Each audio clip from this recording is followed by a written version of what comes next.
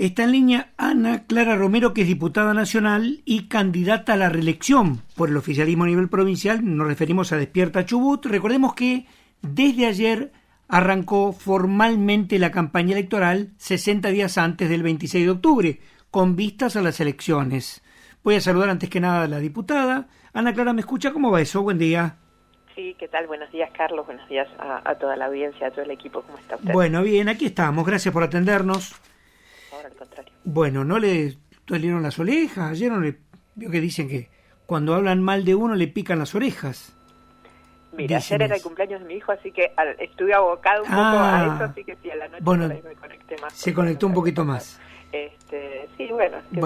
Déjeme que ponga en contexto y después, si quiere, charlamos. Ayer, como se abre este proceso, este periodo de 60 días, donde ya empiezan a aparecer carteles, van a haber actos, ya se lanza formalmente la carrera electoral, estuvo acá en los estudios el candidato a la Diputación Nacional, Juan Pablo Luque. Y yo le traje el tema porque me había llamado la atención un posteo que usted envió bajo el título El verdadero silencio que aturde en Comodoro, y ahí habla de él, de Juan Pablo Luque. Cito simplemente un párrafo vinculado con aquella causa que se conoce como la emergencia climática, ¿no? No podemos resignarnos a que los ladrones se salgan con la suya. Esto escribe usted. Yo no me resigno, lo voy a combatir siempre, no quiero más que Juan Pablo Luque y todos sus secuaces que nos puedan explicar lo que tiene, le sigan robando los recursos de los vecinos mientras viven como reyes. Bueno, yo se lo pregunté esto a Luque ayer. Él me dijo que iba a hacer una denuncia penal, que mediante escribano iba a certificar estos dichos, y ahí nos quedamos. Bueno, ahora la voy a escuchar a usted, porque además hizo otras consideraciones muy fuertes. ¿Usted ratifica esto que escribió? Pero sí, por supuesto, no hace falta que certifique nada con escribano. Mire, Carlos, la realidad es primero que hay toda una movida impulsada por los vecinos, en la cual nos convocaban a todos los candidatos. Habrá algunos que habrán levantado el guante y otros no. De hecho, ahí está la candidata del Partido Libertario, que también hizo un posteo con el mismo cartel y demás, justamente a apoyar la causa, porque la causa, bueno, no es la primera vez que nos convocan y que nosotros apoyamos esta causa. No te olvides que en abril del 2024, se quiso cerrar esta causa, evitar que pasara a debate público, y nosotros fuimos también allí, nos plantamos fuerte y dijimos, no puede ser que se deje a Comodoro sin el debate público sobre una de las tragedias más grandes y lamentables que sufrió la ciudad. Y bueno, se impulsó la investigación y demás, y después hubo una condena en primera instancia, ratificada por segunda instancia, y ahora un poco el reclamo de los vecinos y de todos es que el Superior Tribunal se expida de manera tal de poder de poder tener justicia, ¿no?, frente a una situación que pasó ya hace 8 años y que realmente ha sido muy lastimosa para la ciudad, y que donde el poder político que gobernaba la ciudad en ese momento y que la sigue gobernando y que la gobierna hace 20 años, no solo ha tenido condenas de sus funcionarios y de personas de su gabinete, o sea, el secretario de Obras Públicas y otros funcionarios afines políticos elegidos por quienes en ese momento encabezaban el gobierno municipal, que eran Linares y Luque, y después Luque, pasa a ser intendente, tampoco contribuyen a la investigación, a constituirse como querellante, a impulsar. O sea, no te olvides que la defraudación no fue contra un partido político, contra una persona. La defraudación fue contra el municipio de Comodoro Rivadavia, contra todos los comodorenses, y se malversaron los fondos de todos los contribuyentes de Comodoro Rivadavia. O sea que quien representaba al municipio tendría que haber impulsado todo eso, y no lo hicieron. De hecho, contribuyeron a que la investigación... Claro, yo acá me paro simplemente para que hagamos un ping-pong. Lo que dice Luque, que toda esta causa está y la palabra la pongo yo, pero el concepto es el mismo, que toda esta causa está manejada políticamente por Iturrioz, que Iturrioz fue el que manejó esto cuando era fiscal, que tiene un claro sesgo político, que él después termina siendo funcionario, con lo cual ratifica que era una intencionalidad política porque él se ha transformado en un dirigente político, y que una vez en ese lugar cuestionó a los fiscales que lo sucedieron porque habían archivado la causa, pero que esto, dice, es un claro manejazo político. Por ese lado vino la explicación de él. Digamos, es una apreciación absolutamente personal de él para defenderse, porque es lo único que puede decir. O sea, digamos, Luque tiene una costumbre, una forma, digamos, él nunca se va a hacer cargo de nada, así que no esperes ni una autocrítica ni un análisis objetivo de ninguna situación. La realidad es que es una causa que ya tiene 2 fallos favorables. La realidad es que, insisto, ellos, en lugar de impulsarlo, porque había un interés de la municipalidad y de todos los contribuyentes de Comodoro Rivadavia, se ocuparon de cajonearla, de dilatarla, de no acompañar todas las pruebas que eran útiles para llegar a un pronunciamiento, y eso lo hicieron mientras estaban en el poder. Cuando termina su gestión, bueno, digamos, empieza con toda esta diatriba, pero mientras estuvo, puso todos los palos en la rueda que estuvo a su alcance, y la verdad es que, como te digo, tiene 2 condenas en el mismo sentido ya, sus funcionarios, personas de su gabinete que estaban elegidas, que eran de su confianza y demás, y es una investigación que los jueces de Cámara, que no tienen que ver con Iturrión ni con nada de todas estas cosas que él alega, dijeron en los fallos. O sea, vos ves los fallos y dicen, acá hay más para investigar, hay más responsables, y es en ese sentido en el que la justicia tiene que ir, y nosotros estuvimos siempre en ese lugar. Cuando él era viceintendente, cuando él era intendente, digamos, siempre pedimos justicia. Bueno, una de las cosas que dice él, por ejemplo, a la hora de tomar distancia del tema, yo lo recuerdo porque son argumentos que, si no los uso ahora al charlar con ustedes, como que caen en saco roto, pero él decía, además, dice, yo soy viceintendente, en aquella época era viceintendente, no era intendente, no tenía responsabilidades ejecutivas, no me pueden cargar esa romana, pongámosle. Mira, dentro de la Carta Orgánica Municipal, el viceintendente es una figura dentro del Ejecutivo, es el segundo dentro del Ejecutivo.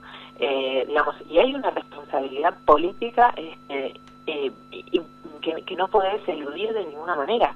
O sea, era gente de su gabinete, era gente de su confianza, era gente de su proyecto político, que yo siempre sostuve que ellos no tienen un proyecto político, sino un proyecto económico, pero digamos, era gente propia. Vos pensás que, por ejemplo, alguien podría pensar que Gustavo Mena no es parte del armado político del gobernador o del gobierno provincial.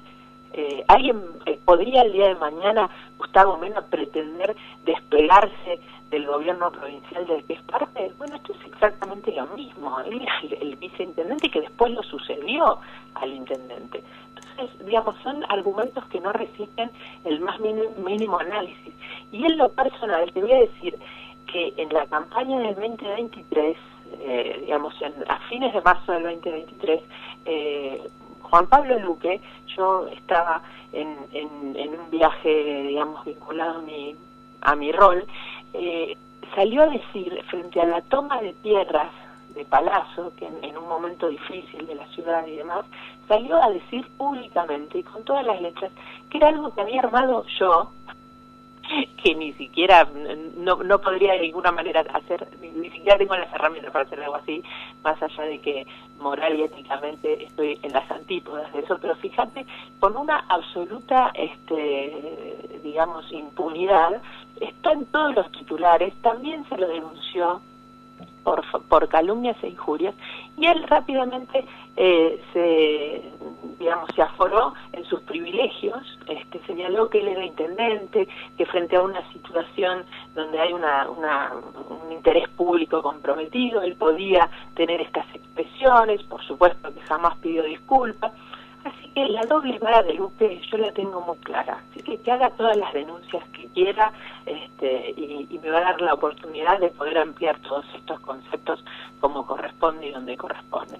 No, la verdad es que no le tengo miedo, siempre hace lo mismo, la juega de la juega de víctima y en realidad es el gran instigador de muchas de las cuestiones que nos llevaron hasta este lugar, porque en la emergencia no solo hubo defraudación y malversación de los bienes públicos, y esto está probado y hay 2 condenas en ese sentido, sino que además después todas las obras que había que hacer respecto de los pluviales, respecto de los reservorios, no se hicieron, se ocuparon de que los adelantos de obras se las dieran a los amigos para después que las obras quedaran olvidadas, y la verdad es que todo eso también está registrado y es parte de su no gestión. Así que a mí que no me venga a correr, bueno, haga lo que le parezca y que enfrente las consecuencias de todo lo que ha hecho muy mal en Comodoro y todo el daño que le ha hecho a la ciudad.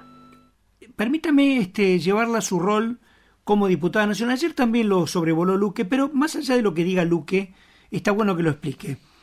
Usted fue cuestionada, Ana Clara, por su postura frente a algunos temas como el veto, el tema jubilaciones, vio que hubo un veto contra veto y ahí estamos con este tema, y se la cuestionó a usted, lo voy a decir abiertamente porque es la mejor manera de hablarlo, porque tuvo una actitud, una postura, llamémosle dubitativa o distinta, según se trate, ¿no?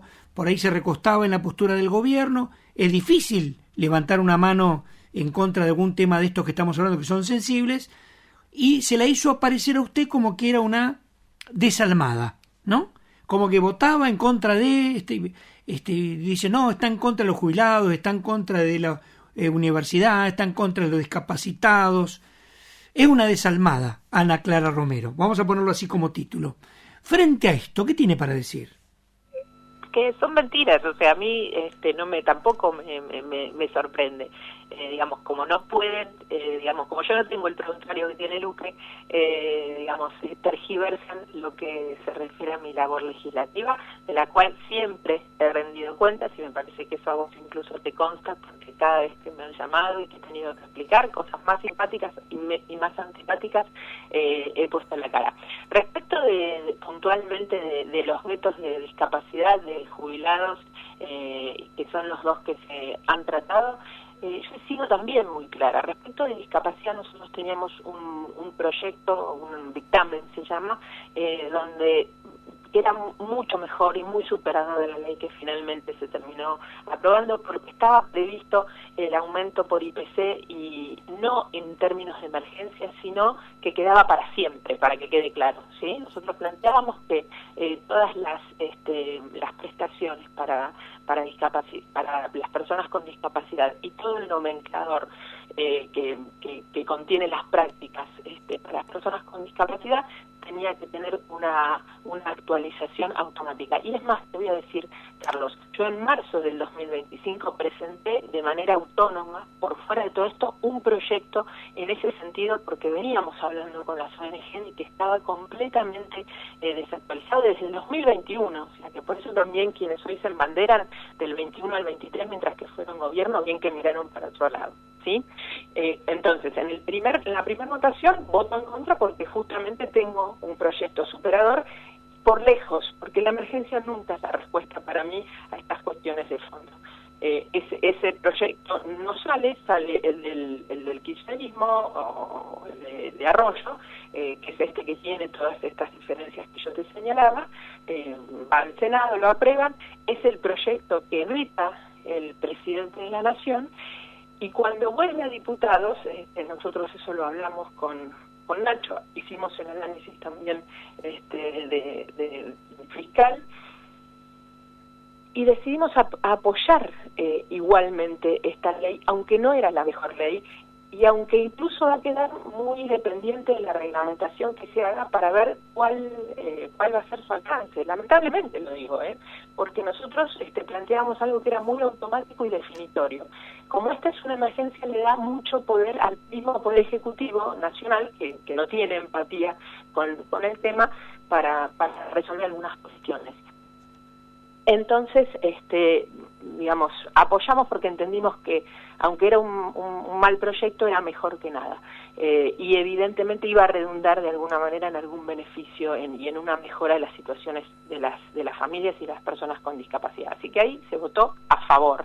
Y esto lo he hablado con las ONG con las que venía trabajando y que conocen perfectamente esta situación, y hay muchas referentes que saben cómo he ido comunicando todo esto, tal vez más a puertas adentro, y a un mundo que trabaja con este tema todos los días. Con los jubilados pasó algo muy similar. Nosotros entendíamos que tenía que estar esta reconstitución del 7,2, que era la diferencia que había quedado y que no se había tenido en cuenta respecto de la inflación, para volver a darle integralidad o a recomponer, mejor dicho, las jubilaciones. Insistimos en eso. No había caso. La ley que plantearon tocaba fuentes de financiamiento que, más allá de no alcanzar del todo a sostener el gasto fiscal, tocaba, por ejemplo, los fondos con los que se financian las pymes y demás. Entonces nosotros no terminábamos de acordar con eso. Cuando viene el veto, nuevamente votamos a favor de los jubilados. Yo jamás voté en contra de los jubilados. Yo no estuve nunca, ni siquiera en los 87 o en los 84 héroes del año pasado, porque primero, para nosotros siempre fue un tema muy sensible. Segundo, desde el gobierno provincial siempre trabajamos con y en beneficio justamente de las personas de la tercera edad. Tenemos la ley justamente para las personas de la tercera edad. Es permanente la recorrida en centros de jubilados y acompañando a los adultos mayores. Así que realmente, digamos, esto es algo que han querido instalar. Digamos, uno no, a veces contra los trolls y la mala fe es difícil, pero digamos, puedo dar esa explicación, se puede chequear con las actas de votación del Congreso. Estoy tranquila en eso, y estoy tranquila de poder explicarles cada uno de mis votos a cada uno de los chubutenses, donde siempre lo que hemos priorizado es cómo representamos mejor a la provincia, cómo hacemos para que la provincia tenga recursos, salga adelante, tenga herramientas para desarrollarse. Esa es la mirada con la que uno va al Congreso. No puedes ir a tirar piedras a lo loco, ni tampoco podés levantar la mano al gobierno nacional sin hacer un montón de cuestionamientos, como los hemos hecho siempre. Y esa es la línea, trabajar por la provincia.